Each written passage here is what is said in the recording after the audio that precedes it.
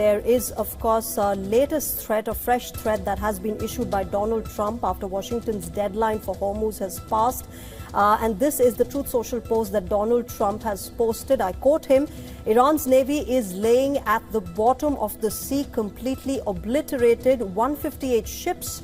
What we have not hit are their small number of what they call fast attack ships because we did not consider them much of a threat.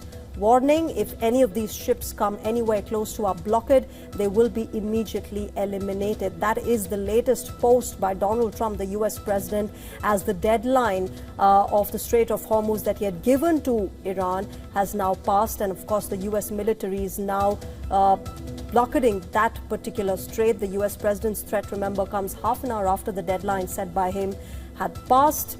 Trump had announced a blockade of the strategic Hormuz Strait after the weekend peace talks with Tehran ended without an agreement. Remember, the U.S. military had announced over the weekend that it will begin blockading all Iranian Gulf ports, but will allow ships not coming or going to Iran to pass through the strait. Now, of course, Donald Trump saying that Iranian Navy has been completely obliterated. Let me quickly go across to Susan Tehrani, our correspondent, joining us from New York at the moment, and get in a word from her. Susan, this is the latest threat, of course, coming in half an hour, 30 minutes after Donald Trump's deadline for the Strait of Hormuz in Iran has passed. Of course, now saying that Iran's navy has been completely obliterated. What more are you picking up on the U.S. blockade in the strait? Right. What we're picking up right now is a very clear escalation in the U.S. posture, for sure. The U.S. has effectively now begun enforcing a naval blockade, targeting ships going to and from Iranian ports, and President Trump is signaling zero tolerance for any Iranian naval responses. You mentioned his latest message. He says much of Iran's navy has already been destroyed and warns that any remaining fast attack boats approaching the blockade will be immediately eliminated.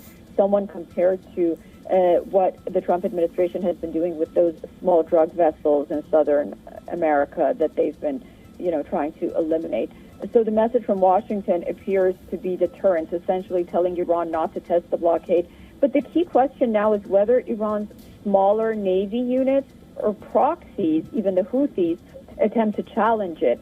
The Houthis, I mean, in the Red Sea, and Iran threatening to close Bab al-Mandab, because that's where the risk of direct confrontation in the Strait of Hormuz and in that region particular would come from at this point.